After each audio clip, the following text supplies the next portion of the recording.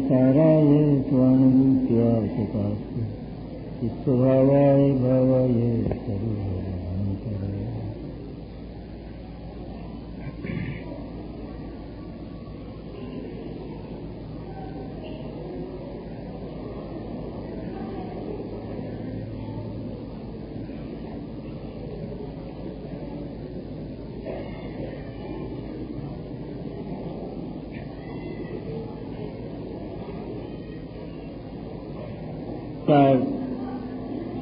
कर्मागम है।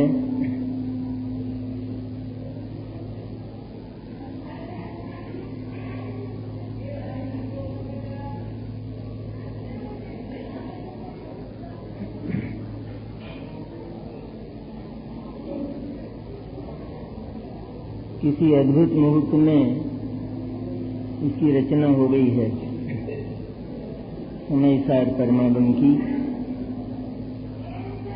क्योंकि यह साक्षात मुक्ति का मंगलमय संदेश है। मुक्ति का विधान है एकदम। जो मुक्ति चाहते हैं इन सारे बंधनों से मैंने दुखों से, बंधन का दूसरा अर्थ दुख, क्योंकि जो बंधन है पराधीनता है, परतंत्रता है, वो दुख है।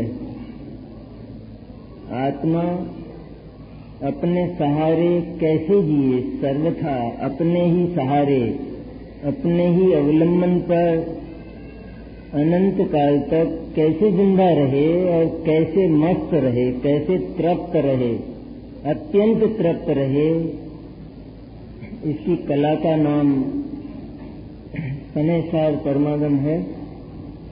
और उसी का एक मंगलमय संदेश सर्वविशुद्ध ज्ञान अधिकार, उसमें भी मक्खन जैसी गाथा है। 320वीं गाथा सर्वविशुद्ध ज्ञान अधिकार का मक्खन है एकदम। 320वीं गाथा सारे ही अधिकारों से ये अधिकार निराला है, क्योंकि समयसार में जिस 7 तत्व अथवा 9 तत्व का वर्णन है, सर्वविशुद्धि ज्ञान अधिकार को कोई तत्व नहीं है। फिर भी ये सारे समयसार का निचोड़ है। और कहना क्या है इसका अधिकार का, कि आत्मा जो सिर्फ ज्ञान स्वभाव वाला है,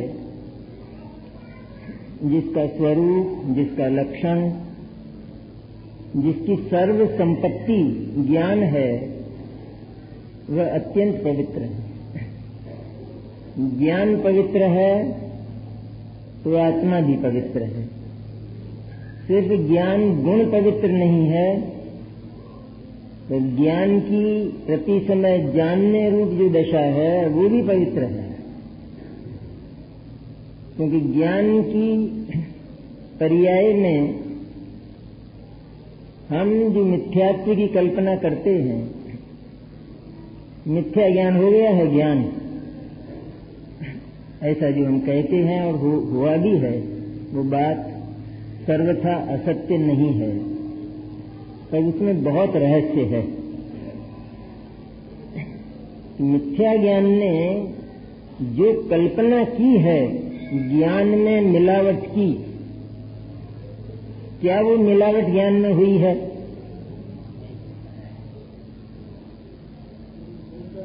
यदि नहीं हुई है तो फिर वो ज्ञान शुद्ध है या अशुद्ध है? क्योंकि हम नहीं बोलते कि हमारा तो उस मिथ्या की तरफ ध्यान जाता है बार बार, लेकिन वो मिथ्या है। अब क्या है मिथ्या? वो उसमें मिथ्यात्व क्या है? उसमें मिथ्यात्व केवल यह है कि जैसे कोई शेर सामने आया और वह शेर ज्ञान में दिखाई देता है, लेकिन ज्ञान में वह शेर नहीं दिखाई देता है। ज्ञान में जो दिखाई दे रहा है वो शेर ज्ञान का बना हुआ है, वो हाड़ मांस का बना हुआ नहीं है।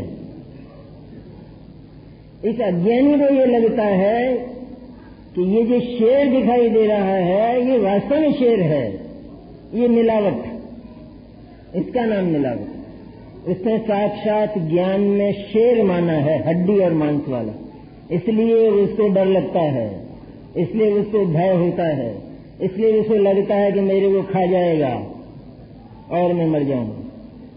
तो क्या है इसका फैसला, डायग्नोसिस क्या है, निदान क्या है इसका? कि सच्चाई यह है कि ज्ञान की वह पर्याय जो ये कल्पना करती है कि मेरे ज्ञान में शेर आया है, उस ज्ञान की मिथ्या पर्याय में शेर आया ही नहीं है ही नहीं, वो ज्ञान ही ज्ञान है। यदि उस कल्पना को थोड़े समय के लिए चुप करके, क्योंकि जो मिथ्या कल्पनाएं हैं उनको अगर चुप नहीं किया जाए तो सत्य का निर्णय नहीं हो सकता। हो सकता है जैसे हमारे संबंध में कोई अपवाद करता हो, निंदा करता हो, इसको भ्रम हो गया हो हमारे लिए, और वो आकर तरह तरह की बात करता है और सब बात झूठ है बिल्कुल। तब हम क्या कहते हैं कि आप थोड़े समय के लिए यह जो आपने मान लिया है, आपको भ्रम हो गया है, इस भ्रम को थोड़े समय के लिए चुप करके आप मेरी बात सुनिए तो आपको सच्चाई समझ में आ जाएगी। इसी तरह ये मिथ्या दर्शनादिक और मिथ्या ज्ञानादिक ये जो बात करते आए हैं सदा से, ये बात बिल्कुल झूठ है, ये इसमें रंच मात्र भी सच्चाई नहीं है, इसलिए ये वृत्तियां विश्वास करने लायक नहीं है। कुंद कहते हैं कि इनको थोड़े समय के लिए चुप करके हमारी बात सुनो, तो सत्य का फैसला और सत्य का निर्णय होता है, क्योंकि ज्ञान कभी अपवित्र नहीं होता। अपवित्रता की कथा बहुत चली, बहुत लंबी चली है। कुंद तो क्या कहा जाए कुंद के लिए कि वो कितना हमारा मंगल चाहते हैं। वे चाहते हैं कि इस जीव का एकदम मोक्ष हो जाए, एकदम ये दुखों से छूट जाए, ऐसा वो चाहते हैं। लेकिन जीव क्या कहता है कि आपकी बात तो सच्ची, लेकिन मेरे को जो ये अनादि से चला आ रहा है इसका क्या करूं करके? ये तो बात सही है, मेरे को सदा से जो ये मोह राग द्वेष हैं इनका मैं क्या करूं? आप तो ठीक बोलते हैं। जैसे एक जो बेवकूफ बीमार है तो वो डॉक्टर के पास जाता है और वो अपनी सारी बात सुनाता है, साहब मुझे खांसी हो गया, जुकाम हो गया, बुखार हो गया। अच्छा ठीक है, बैठ जाओ। अब ऐसा करना, तेल मत खाना, खटाई मत खाना, और ये नमक के पानी की गरारे करना, और यह दवाई लेना। तो साहब ये तो सब ठीक है, लेकिन मुझे तो बुखार हो गया है ना। ये तो आप ठीक कहते हैं सब, लेकिन मुझे तो बुखार है ना। अरे तेरे को बुखार है, मैं उसी की चर्चा करता हूं। तेरे को बुखार है, मैं उसी को मिटाने की बात करता हूं। इसलिए तू अपनी बुखार की कहानी को बंद करके मेरी बात सुन। अगर तू बुखार की कहानी बार बार कहेगा तो मेरी बात नहीं सुन सकेगा और बुखार का अंत नहीं होगा। जब कुंद इसको सुनाते हैं कि तेरे भीतर, तेरे ज्ञान के भीतर, अर्थात तेरे भीतर, ज्ञान में नहीं क्या, ज्ञान से तो समझाते हैं आचार्य, क्योंकि ज्ञान प्रकाश तत्व है, वो मैला नहीं होता है कभी, वो अपवित्र नहीं होता है कभी। जो प्रकाश है वो ईमान धर्म वाला होता है। ज्ञान अत्यंत ईमान धर्म वाला है। उसने आज तक एक भी पदार्थ का अणुमात्र का ग्रहण किया ही नहीं, देखा सारे लोकालोक को, लेकिन अणुमात्र पर भी उसका मन नहीं चला। इससे अधिक ईमान धर्म हो सकता है? भगवान केवल ईमानदार कैसे हैं? केवल ज्ञान है उनको और सब कुछ दिखाई देता है। क्या है ईमान धर्म भगवान के पास? यही है कि सब कुछ देखते और जानते हैं, लेकिन जरा भी फिसलते नहीं हैं, थोड़ा भी। यही ईमान धर्म है। ये निगोदिया का ज्ञान भी ईमान धर्म वाला है, क्योंकि उसके भीतर भी किसी वस्तु की मिलावट होती नहीं है। वो माने जो कुछ भी, उस मानने की कीमत क्या है? वो मानता है उसकी। उससे क्या कीमत है उसकी? एक माँ ये कहती है कि मैं अपने लड़के की शादी करूंगी, लेकिन मेरा मन ऐसा है कि मैं पहले तो आसमान में बगीचा लगाऊं और इसके बाद उसमें जो फूल आवे उनका हार उसको घोड़ी पर बिठा कर पहना। ये कब पूरा होने वाला है? वाह, ये शादी कब पूरी होगी? क्योंकि ये कल्पना कभी भी साकार होने वाली नहीं है। इसी तरह चाहे अनंत प्रयत्न किए जाएं, लेकिन ज्ञान, आत्मा तो दूर, आत्मा का जो ज्ञान गुण है वो तो अत्यंत पवित्र है ही, वो भी बहुत दूर। पर ज्ञान की पर्याय को अपवित्र करने की ताकत जगत में नहीं, किसी में नहीं। लेकिन ज्ञान अपने आप ही अपवित्र हो तो उसका कोई क्या करे? कुछ भी माने, कुछ भी जाने, बस ये कुछ भी मानना और कुछ भी जानना, इसी का नाम तो मिथ्या ज्ञान है, इसी का नाम मिथ्या दर्शन है।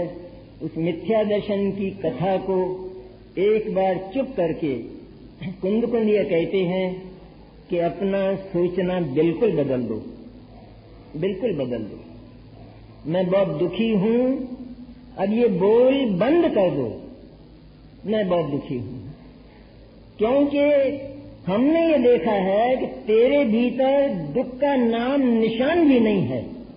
हम तेरे को दुखी कैसे माने? हमने तेरे भीतर जाकर देखा, तो ये दुख है तो सही, मेरे को होता तो है ये दुख, नहीं होता है क्या दुख?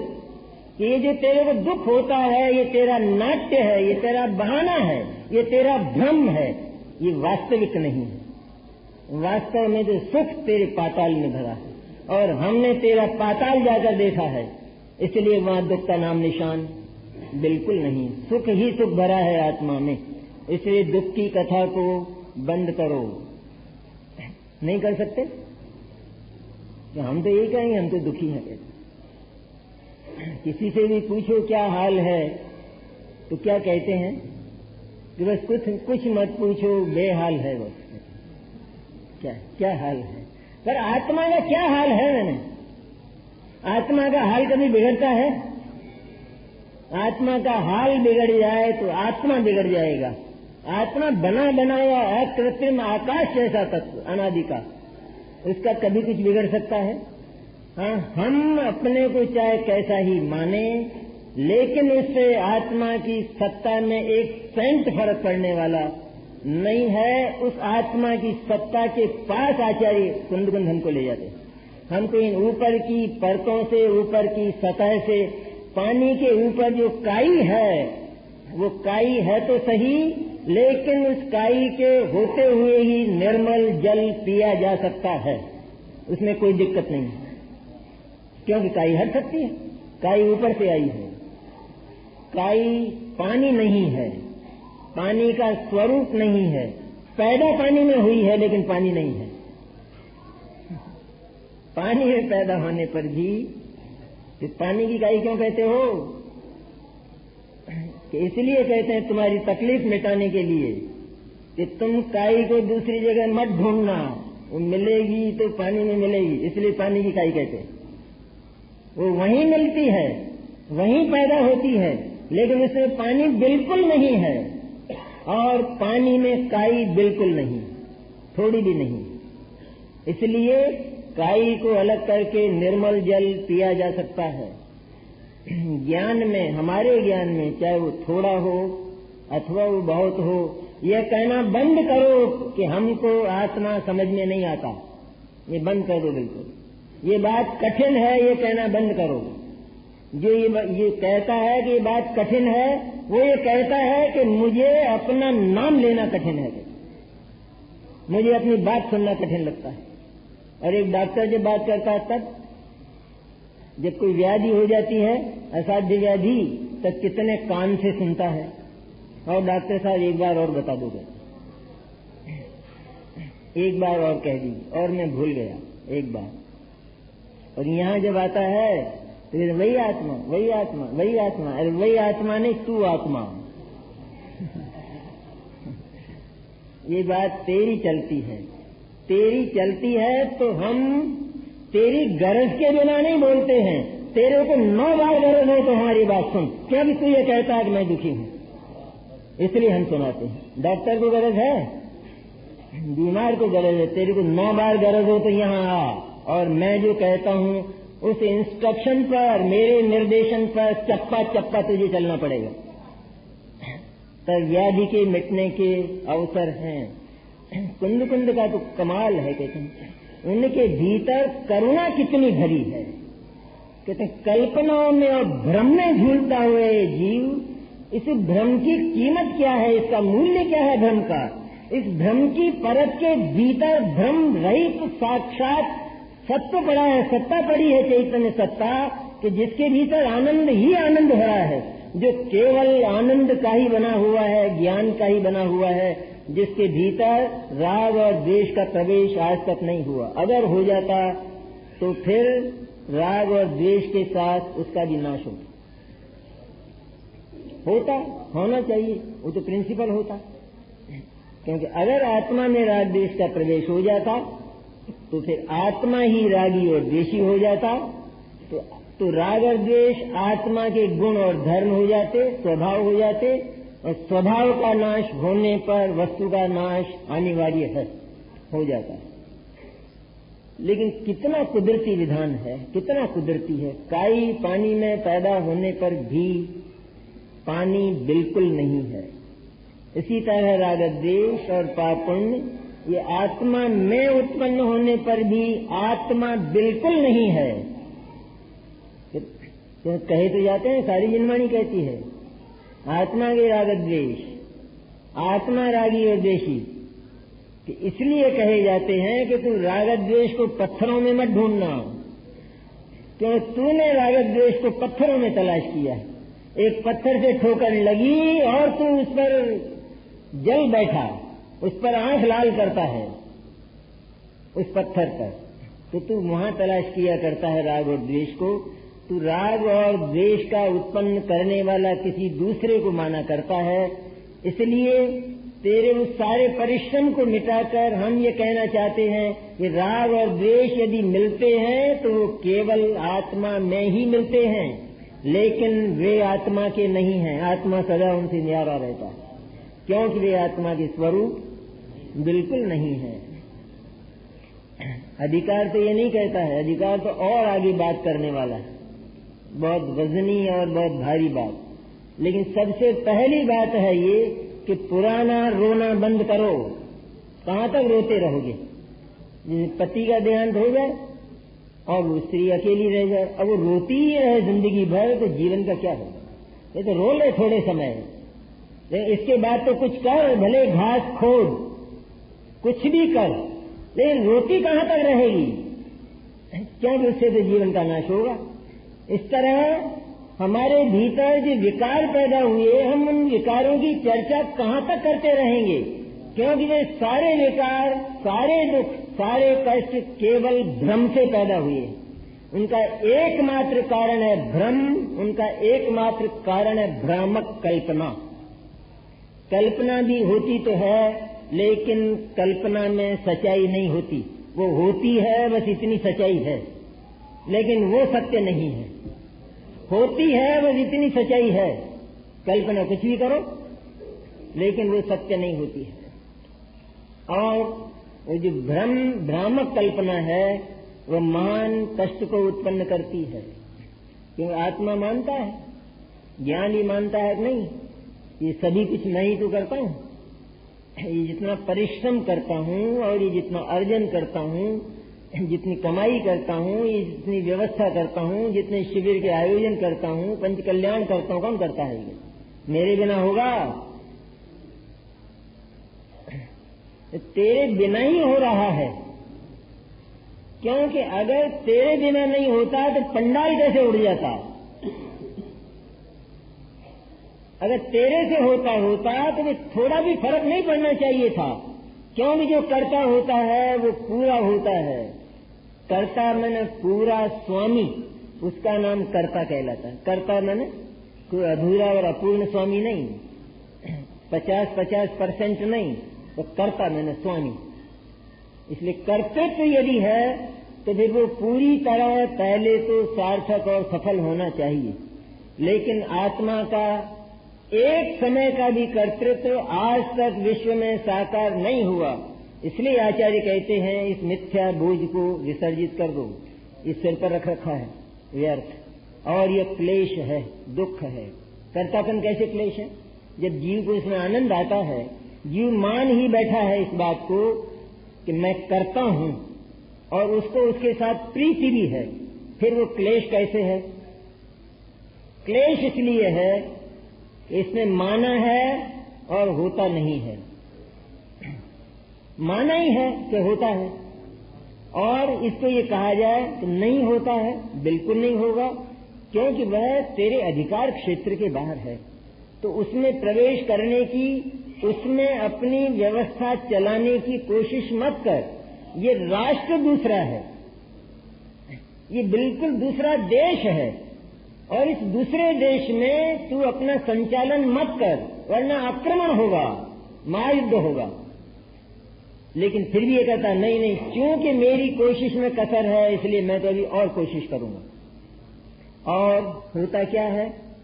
क्योंकि अज्ञानी क्या मानता है कि जैसे कोई काम पूरा नहीं हुआ तो कहता है कि जरूर जरूर कोई न कोई मेरी मेहनत में कसर रही होगी। तो आचार्य क्या पूछते हैं? एक बहुत बढ़िया प्रश्न करते हैं कि तुम ये बताओ, जगत का एक भी आदमी ऐसा बताओ कि जो अपने जीवन में पूरी तरह सफल हो गया हो कर्तापने में, ऐसा एक आदमी बता दो। प्रोफेसर साहब बताओ, नहीं है। तो जिसका कोई उदाहरण ही नहीं मिलता है वो प्रिंसिपल नहीं है, वो सिद्धांत नहीं है। क्योंकि यदि वो सिद्धांत है तो फिर उसका उदाहरण जगत में मिलना चाहिए, और क्योंकि उसका कोई उदाहरण ही नहीं है, जिससे से भी पूछो वो कहता है मैं अनंत इच्छाएं अधूरी लेकर जा रहा हूं, और है बेटा अब तुम पूरी करना, मैं तो जा रहा हूं। तो ये इच्छाएं अधूरी क्यों रही? जब इच्छाओं से काम हुआ करते थे तो इच्छाओं का अधूरा रहना ये कोई सिद्धांत नहीं हो सकता। लेकिन न इच्छा पर आत्मा का अधिकार है और न इच्छा के विषय पर आत्मा का अधिकार है। तो जान तो सकता है इच्छा को, पदार्थ को भी जान सकता है, लेकिन पदार्थ में कुछ करने की जरूरत ज्ञान को बिल्कुल नहीं है। उससे आशा और अपेक्षा भी मत रखना कि ज्ञान कुछ करेगा, तो नहीं करेगा तो ये नहीं करना ही आनंद है। आनंद किसका नाम है? करते रहना कि कुछ किया है और कुछ बाकी है, कुछ किया है कुछ बाकी है। और हमारे जीवन कितने बीते हैं? अनंत बीते हैं। और आज हमारा बोल क्या है? साहब अभी तो बहुत काम बाकी है। तो जो काम अनंत जीवन में पूरा नहीं हो सका, इसका अर्थ यह है कि वह उसमें से एक भी काम हमारे द्वारा हुआ ही नहीं था, लेकिन हमने बेईमानी से ये घोषणाएं की थी कि ये मैंने किया है। और लोक में जीव इस बात को बर्दाश्त नहीं करता है। आज उज्जैन वालों ने शिविर का आयोजन किया, उज्जैन फेडरेशन, और कोई दूसरी जगह का फेडरेशन अगर ये कहे कि साहब ये आयोजन हमारा है और ये सारा का सारा हमने किया है, तो बर्दाश्त करेगा कोई? तुमको शर्म नहीं आती है? कि शर्म क्यों आ गई? ये आयोजन हमारा है कहते हैं, तुम्हारा नहीं है। और ये जितने भी आत्मा से बाहर के आयोजन हैं उनके लिए आत्मा कहता है कि ये आयोजन मेरा है। तेरे को शर्म नहीं आती है? आत्मा का आयोजन है, प्रकाश तत्व है आत्मा, उसके पास ज्ञान के अतिरिक्त और कुछ नहीं है। ज्ञान मैंने ज्ञान के साथ रहने वाली आनंद आदि अनंत शक्तियां वे सबके सब ज्ञान में गर्भित हैं। वो ज्ञान है और वो पवित्र है क्योंकि वो ज्योति की तरह है, वो दीपक की तरह है। दीपक से कोई भी व्यक्ति प्रकाश के अतिरिक्त कोई अपेक्षा नहीं करता। सूरज से हम क्या अपेक्षा करते हैं कि केवल वो प्रकाश ही तो करता है। कैसा प्रकाश करता है कि रात्रि का वह अंधकार कि जिसमें सब कुछ अलग अलग होने पर भी एक ही दिखाई देता है। बताइए अंधकार में क्या क्या दिखाई देता है और अंधकार में क्या क्या नहीं है। अंधकार में है तो सभी कुछ, लेकिन दिखाई क्या देता है? ये केवल एक अंधकार ही दिखाई देता है, एक ही अंधकार। और जब प्रकाश होता है तो कि जितना है सब कुछ उनका स्वरूप पूरा का पूरा ज्यों का त्यों नजर आता है। और वह प्रकाश भी उन पदार्थों के आकार होता हुआ दिखाई देता है। नहीं होता? सूर्य का जो प्रकाश है, उस सूर्य का प्रकाश यदि हमारी अटैची पर पड़ा तो अटैची के आकार हो जाता है? नहीं होता है। अच्छा, तो जो प्रकाश अटैची के आकार हो गया और उस अटैची में हीरे भरे हैं और उस अटैची का ताला नहीं लगा हो तो उस प्रकाश के आते ही आदमी ताला लगाता है? नहीं लगाता। ये कैसा बेवकूफ आदमी है। अरे वो प्रकाश उस अटैची पर छा गया है तो ताला क्यों नहीं लगाता है? कहते इसलिए नहीं लगाता हूं कि ये प्रकाश आदमी नहीं है, ये प्रकाश बहुत ईमानदार है, इसलिए नहीं लगाता हूं। और जिस समय वो प्रकाश जाता है तो वो प्रकाश की तलाशी नहीं लेता है, तो दिन भर रहा है वहां और शाम को जब जाता है तो ये नहीं कहता जरा ठहर जा, कहते तेरी जेब देख लेता हूं जरा। क्यों नहीं देखता है? क्योंकि उसके पास ईमान और धर्म प्रकाश के वो, लेकिन ज्ञान के पास नहीं है। आत्मा ज्ञान वाला है, ज्ञान प्रकाश नहीं है।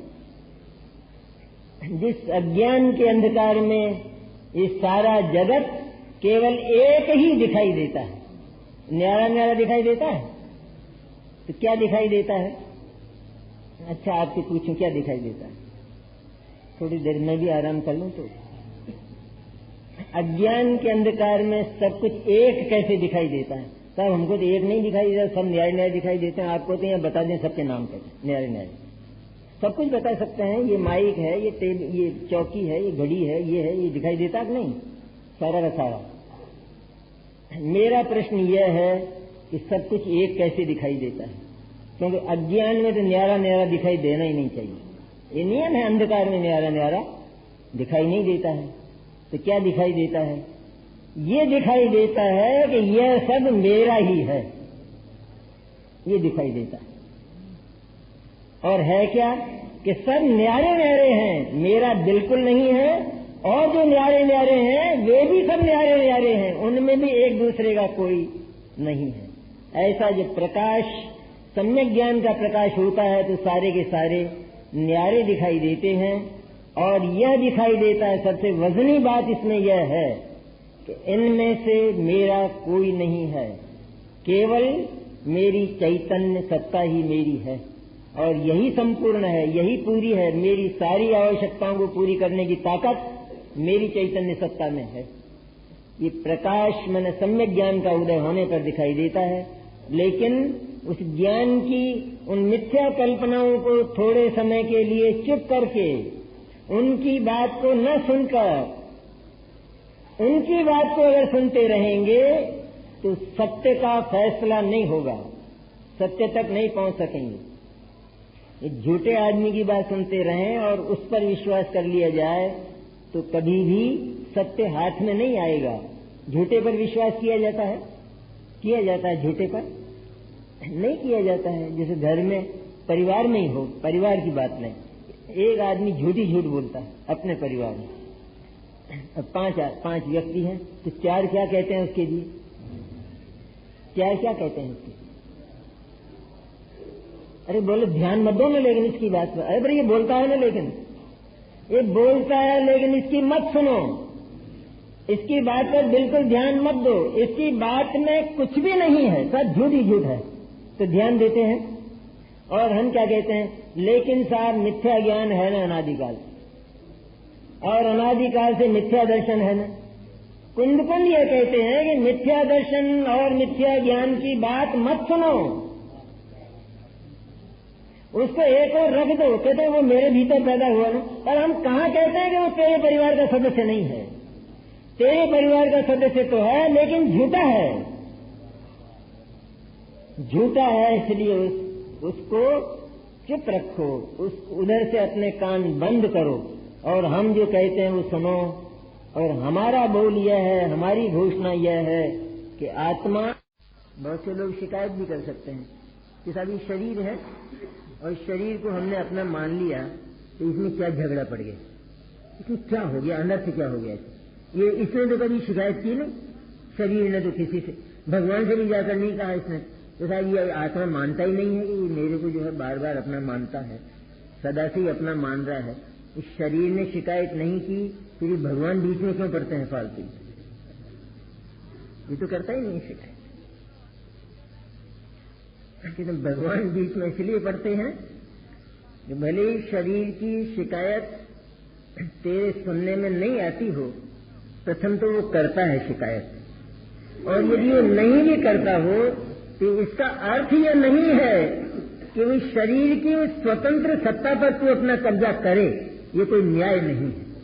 और दूसरी बात ये कि यदि शरीर पर तूने एक अणुमात्र भी ममत्व किया है तो उसका फल महान कष्ट होगा।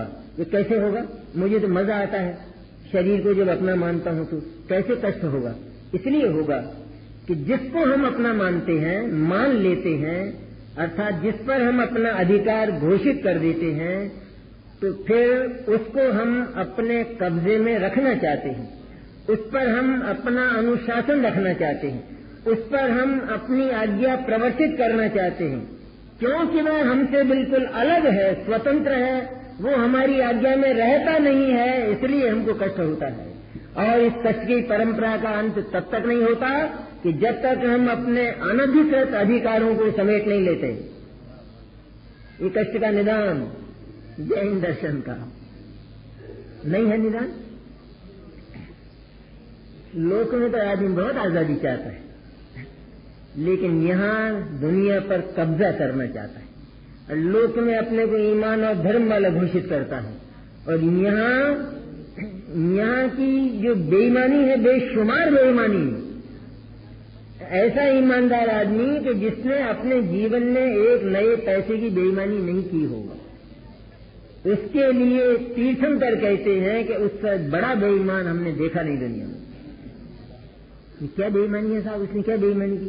तो वो ये कहता है कि मैं एक नए पैसे की बेईमानी नहीं करता हूं, इससे बड़ी बेईमानी होती नहीं है दूसरी। तो पैसा उसका है क्या कि पैसा तो उसका नहीं है, तो पैसे पर बेईमानी नहीं करता हूं, तो ये पैसे पर अधिकार किया नहीं उसने, उससे बड़ा बेईमान तो हो सकता है? बहुत बड़ा बेईमान है। किसी को भी जगत में ये अनधिकृत चेष्टाएं पसंद नहीं आती हैं। कितना मनोविज्ञान है ये, कितना सरल विज्ञान है ये जैन दर्शन। मैंने क्या इतना सरल, यदि हम ये चाहते हैं कि कोई हमारे ऊपर किसी बुरी नजर से न देखे, कोई हमारी संपत्ति पर अधिकार न करे, तो हम भी न करें। और इसी का नाम लोक में सुख और शांति से रहना कहा जाता है। आखिर कारावास किस लिए है, जेल किस लिए है? इसीलिए कि जो लोग इन नियमों का उल्लंघन करते हैं उनके लिए कारावास है। ऐसा ही होता है। हमारी व्यवस्था में कोई हस्तक्षेप न करे, ये हमारे मन का आग्रह होता है। तो जगत की व्यवस्था में हम हस्तक्षेप करें, ऐसा क्यों और ऐसा क्यों नहीं, कि तेरे को क्या अधिकार है इसका, ऐसा क्यों और ऐसा क्यों नहीं? उसमें जो हो रहा है वो बिल्कुल व्यवस्थित है, और उसमें जो हो रहा है उससे तेरे को कोई तकलीफ नहीं। तेरे को तकलीफ हो तो बता, तो हम सुनने वाले हैं। लेकिन उसमें जो होता है उससे तेरे को थोड़ी भी तकलीफ नहीं है, इसलिए तुझे शिकायत करने का कोई अधिकार नहीं है। कैसा ब्लड प्रेशर क्यों हुआ? ये तेरे क्या मतलब है ब्लड प्रेशर से? ब्लड तेरा है, ब्लड तेरा है कैसे? अभी तो मेरा ही है। तो जो अभी तेरा है तो फिर कब तेरा नहीं रहेगा? वो जो अभी तेरा है वो सदा के लिए तेरा है, और जो अभी तेरा नहीं है वो कभी तेरा नहीं है। तो क्या ब्लड प्रेशर क्यों हो गया? अरे क्यों हो गया ये प्रश्न तेरे करने लायक ही नहीं है, क्योंकि वो जो सारा जो क्षेत्र है वो जितना भी विभाग है वो ब्लड का, वो खून का विभाग है, वो पुद्गल का विभाग है, उसकी सारी व्यवस्था पुद्गल करता है ब्लड प्रेशर की। वो तेरी व्यवस्था का क्षेत्र बिल्कुल नहीं है। इसलिए क्योंकि तेरे भीतर ब्लड ही नहीं है तो प्रेशर कहां से होगा? सबसे बड़ा झगड़ा तो ये है, कहां से आएगा वो प्रेशर? आत्मा में खून है, इसका खून तो नहीं है, तो फिर प्रेशर कहां से आ गया? कितनी झूठी बातें, सफेद झूठ, बिल्कुल आसमान पाताल को मिलाने की बातें। मेरे को ब्लड प्रेशर और मेरे को बुखार हो गया, इस सभी ज्ञानी ऐसा बोलते हैं। मेरे को बुखार हो गया और मेरे को ब्लड प्रेशर हो गया, तो क्या जवाब देते हैं ज्ञानी और आचार्य? क्या जवाब देते हैं कि वे बोलते तो हैं लेकिन मानते नहीं हैं। और तू उन आचार्यों की बात सुनकर बोलना बंद कर देता है लेकिन मानना बंद नहीं करता है। ये तेरी आदत ऐसी पड़ गई है। जिनको ज्यादा आजीवन हो गया हो ना, अध्यात्म का आजीवन हो जाता है ना, वे लोग चिट्ठियां भी ऐसी लिखते हैं कि मेरे पड़ोसी को बुखार आ गया था। बहुत बढ़िया हुई बात है। उनको स्वयं को बुखार आया हो शरीर को, वे मेरे पड़ोसी को बुखार आ गया था। वो किसी डॉक्टर को जाकर मत कर देना भले आदमी, वरना वो कहेगा कि मेंटल हॉस्पिटल जाओ, पहले बुखार का इलाज बाद में होगा। अरे ये कहने सुनने की बातें हैं। लोक में कहा सुना, लोक भाषा में जाता है, लोक व्यवहार में जैसी भाषा बोली जाती है वैसी भाषा हम बोलते हैं। मैंने रोटी बनाई, मैंने रोटी खाई, मैंने ये व्यवस्था की, ये सब बोला जाता है। बहुत बोलते हैं ये बात, सारी बातें। सब आप हमारे बंगले में ठहरो। कौन सा बंगला? जिसमें आप ठहरे वो आपका नहीं, हमारा तो नहीं। फिर आपने तो कहा हमारे में ठहरो, ये आपका। पर वहां हमारा कहने का मतलब ये इस समय हम इसमें ठहरे हुए बस।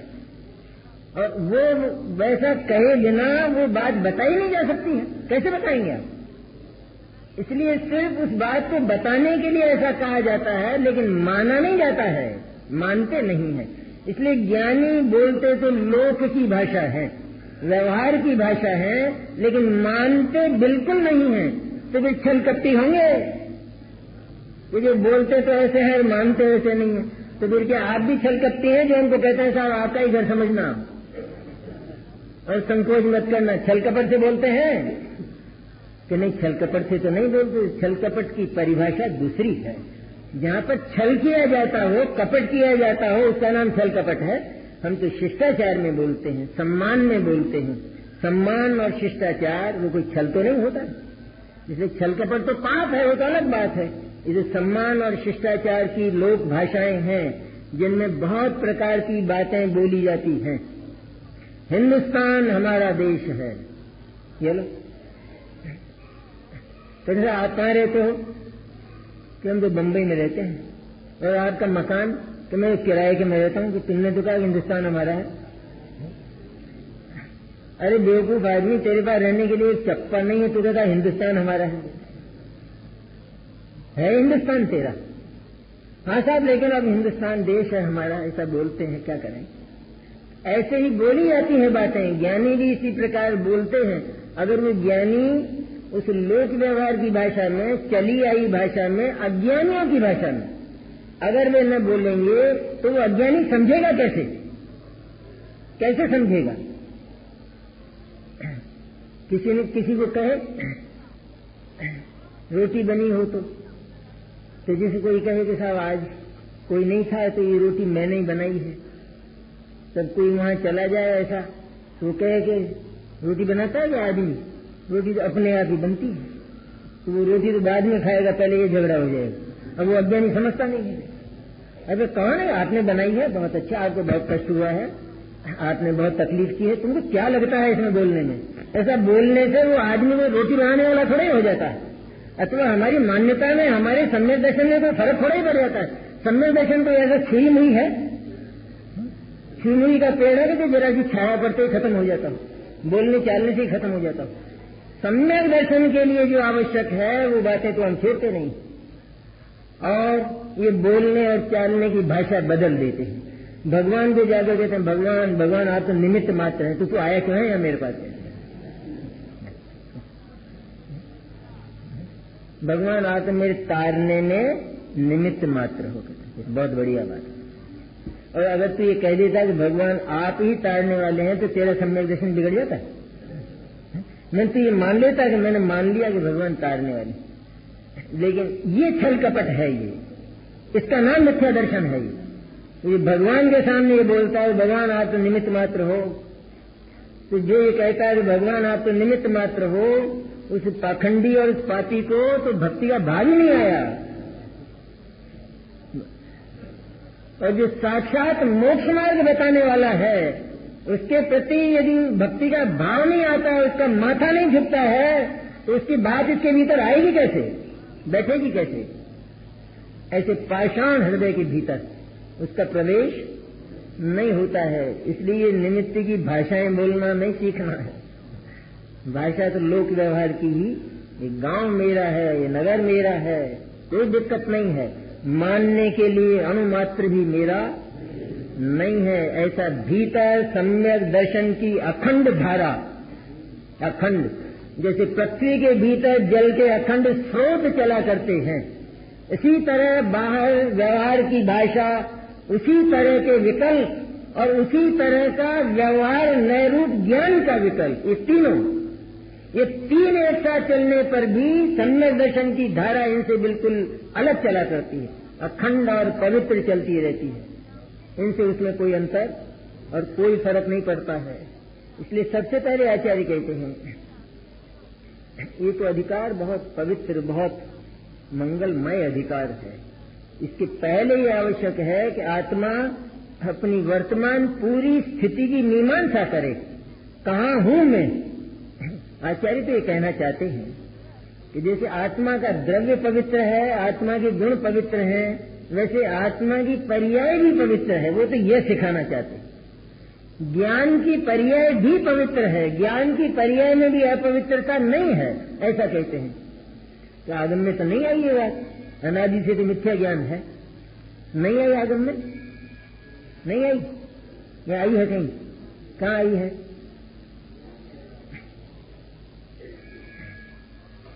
उस गाथा में नहीं आई, प्रवचन सार की 80वीं गाथा में। जो अनंत को द्रव्य से, गुण से और पर्याय से जानता है, वह अपने आत्मा को जानता है और उसका मोह निश्चित ही क्षय होता है। अब आगे की बात है वजनी, क्योंकि निश्चय से दोनों समान हैं। निश्चय से दोनों, कौन दोनों? मैंने क्या?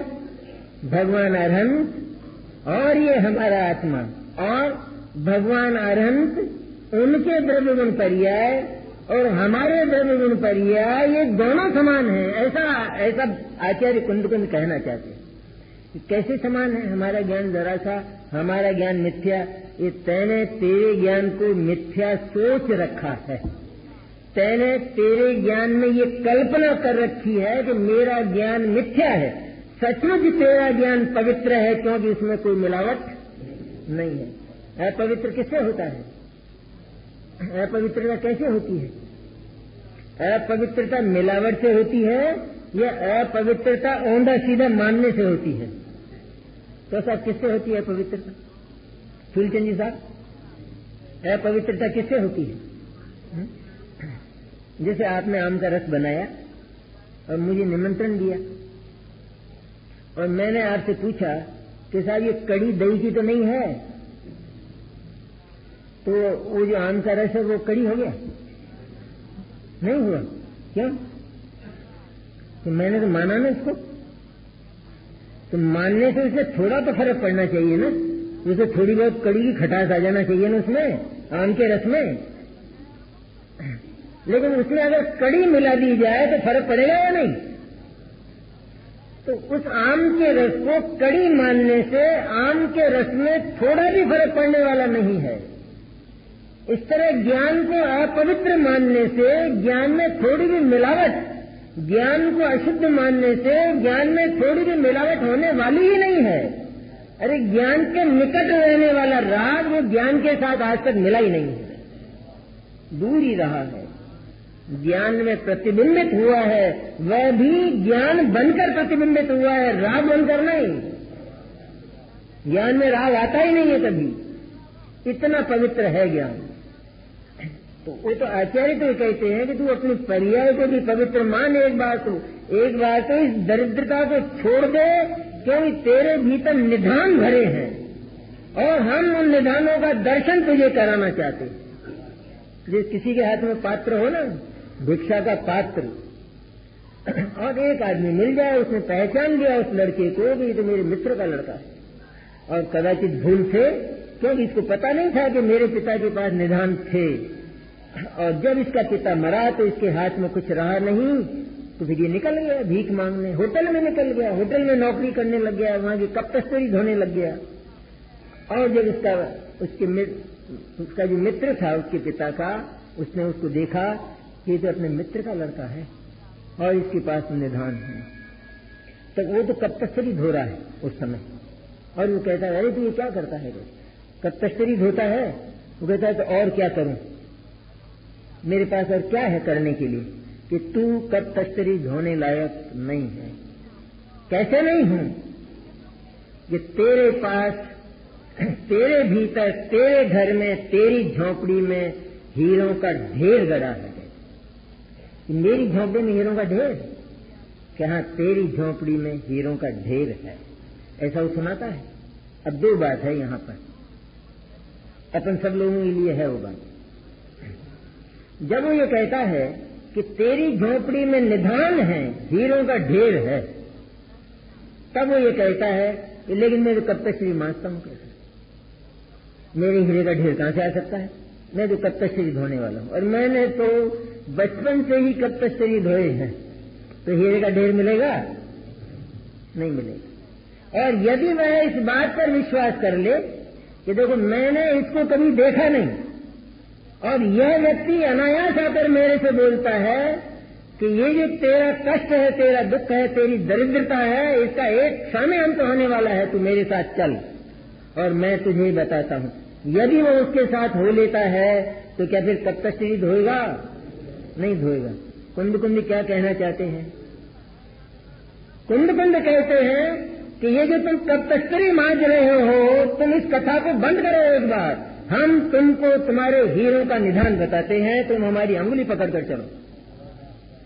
और ये कहता है कि लेकिन मैं तो कब तस्करी धोता रहा, मुझे हीरे कैसे मिल सकते हैं? क्या आत्मा सच में ऐसा ही होगा? उसके भीतर कुछ नहीं होगा?